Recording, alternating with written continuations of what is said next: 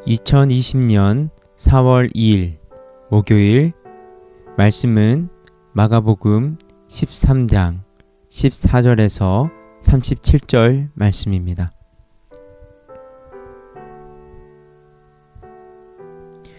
멸망에 가증한 것이 서지 못할 곳에 선 것을 보거든 잃는 자는 깨달을진저 그때에 유대에 있는 자들은 산으로 도망할지어다.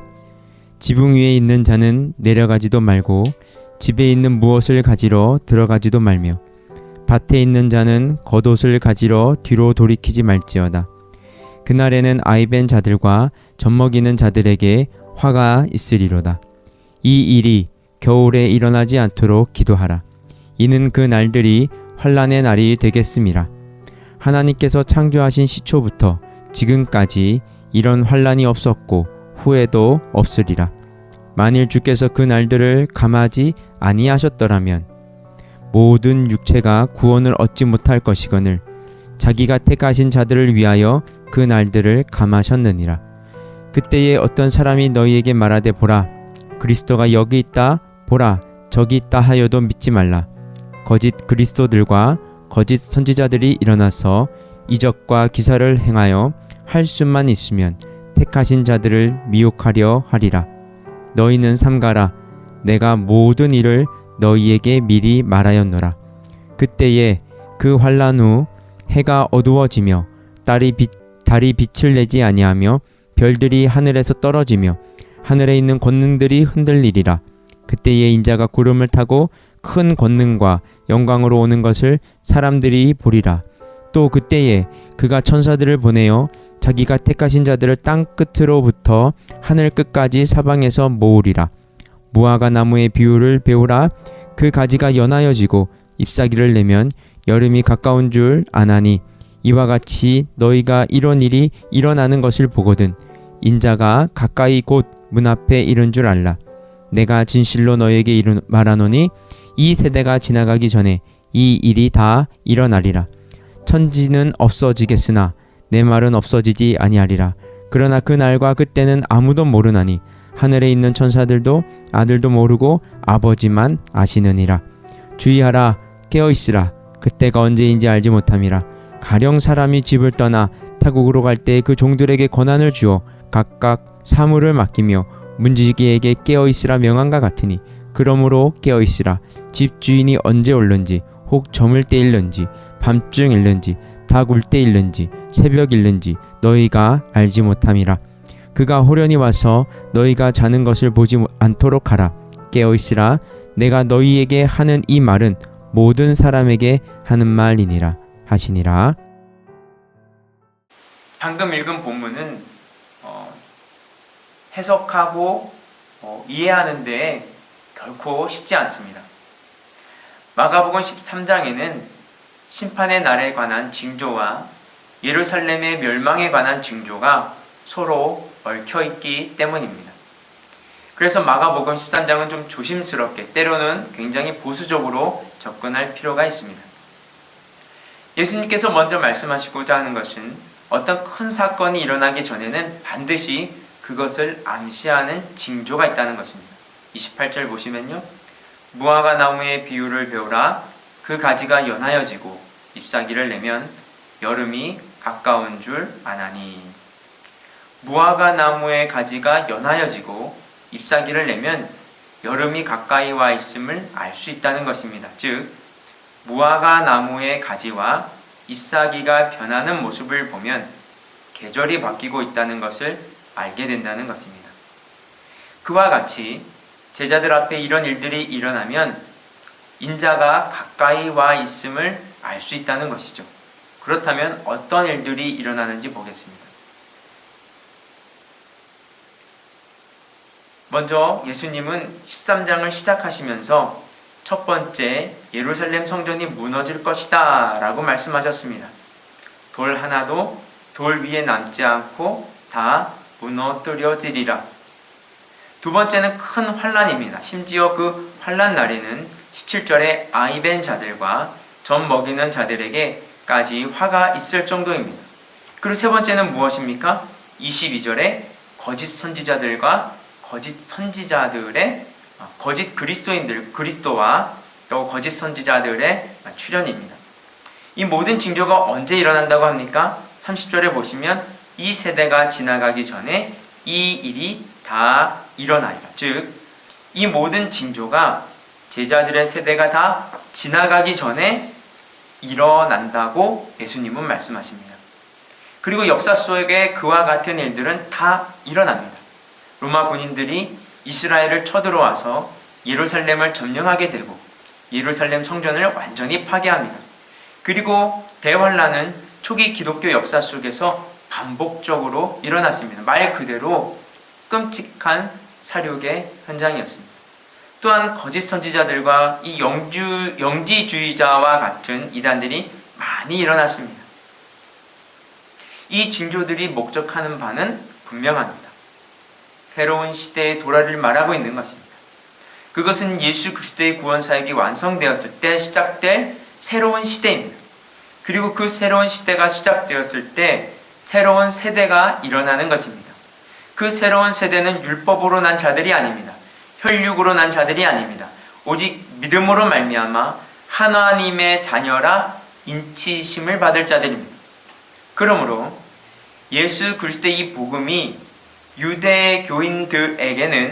유대인들에게는 멸망이지만 온 인류를 향해서는 새로운 시작이 되는 것입니다. 이렇게 유대교의 멸망을 예언하시면서 동시에 예수님께서 말씀하시는 것이 무엇입니까?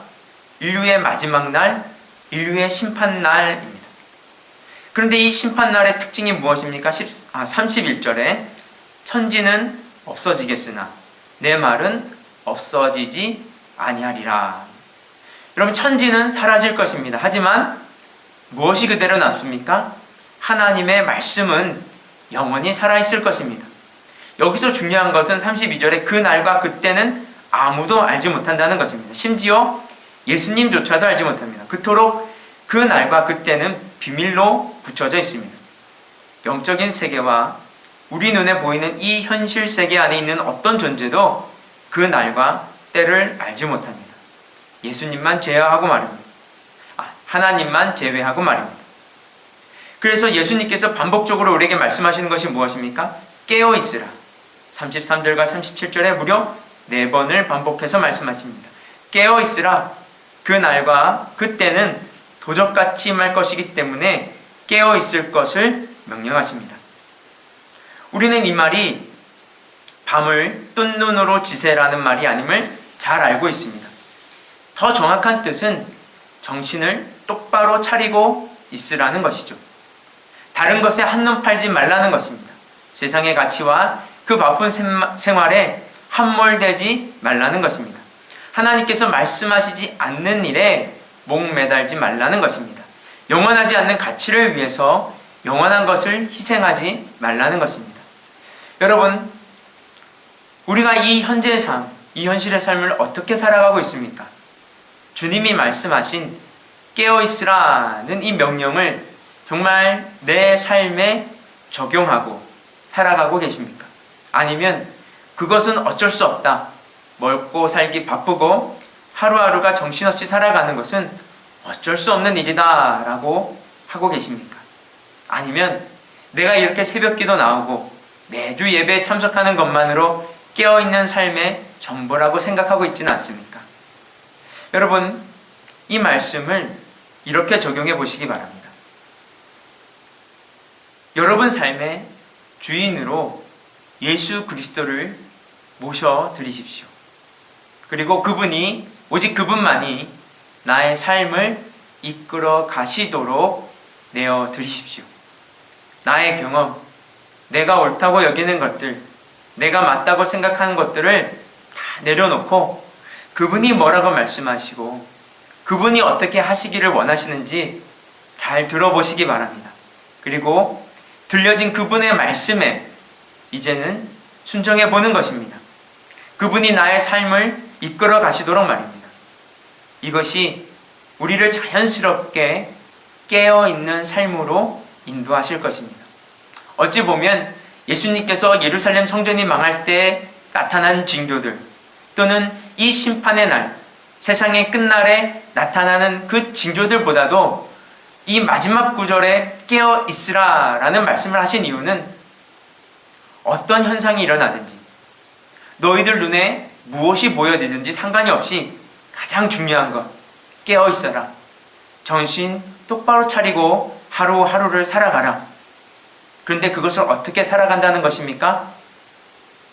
내가 옳다고 여기는 것들, 내가 이제껏 경험하면서 쌓아온 여러 가지 노하우들, 나의 지식들, 나의 능력들을 의지하는 것이 아니라 오직 오늘 이 하루를 살아갈 때 들려진 그 말씀만을 붙잡고 살아가는 것입니다. 그것이 우리가 이 세상을 살 동안 깨어있게 만드는 유일한 길임을 명심하시기 바랍니다. 함께 기도하겠습니다. 하나님, 우리가 이 세상을 살아갈 동안에 우리가 옳다고 여기는 것들 또는 내 눈앞에 바로바로 보이는 것들에 마음 빼앗기지 아니하고 내가 고집 내세우지 아니하고 내 지식을 앞세우지 아니하고 세상 여기저기서 들려오는 그 수많은 잡다한 소리에 귀 기울이지 아니하고 오직 하나님께서 지금 나에게 말씀하시는 것에 집중할 수 있도록 그것에 내 마음을 다하고 힘을 다할 수 있도록 주님 도와주시옵소서. 그리고 또한 하나님 아버지, 그 들려진 말씀이 내 생각과 내 마음 가운데만 머물러 있는 것이 아니라 내 삶으로 순종하며 살아갈 수 있도록 도와주시옵소서. 그리하여서 나의 삶이 주님의 역사가 되는 그 일이 이루어질 수 있도록 하나님 나를 인도하시고 도와주시옵소서. 이 모든 말씀 예수 그리스도의 이름으로 기도드렸습니다. 아멘. 우리 계속해서 화면에 보이는 나라를 위한 기도, 민족을 위한 기도, 코로나 바이러스로 인하여 고통받고 있는 사람들을 위한 그 기도를 놓고 함께 기도 제목을 놓고 함께 기도하는 시간 갖도록 하겠습니다. 잠시 기도하시고 이어서 자연스럽게 개인 기도 제목 가지고 기도하시면 되겠습니다.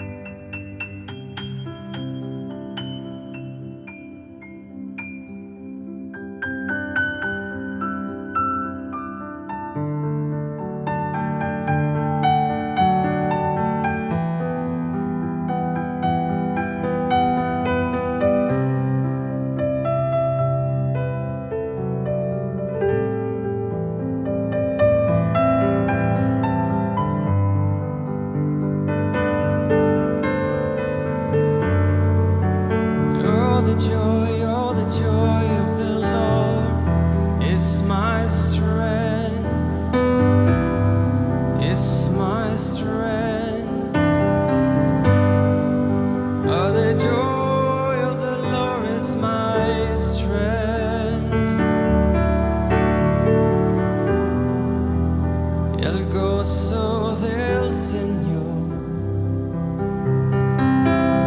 El gozo es mi fortaleza.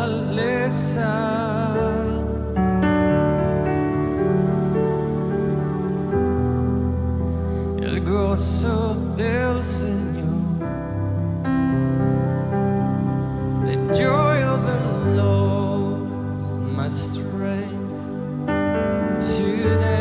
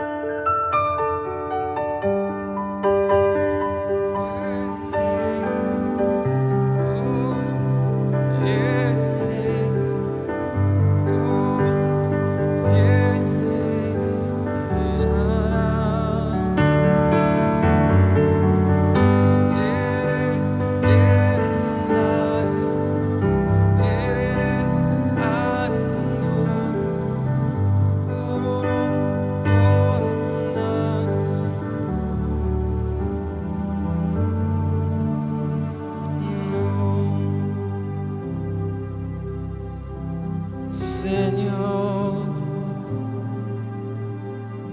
my Lord, Señor, Jesús,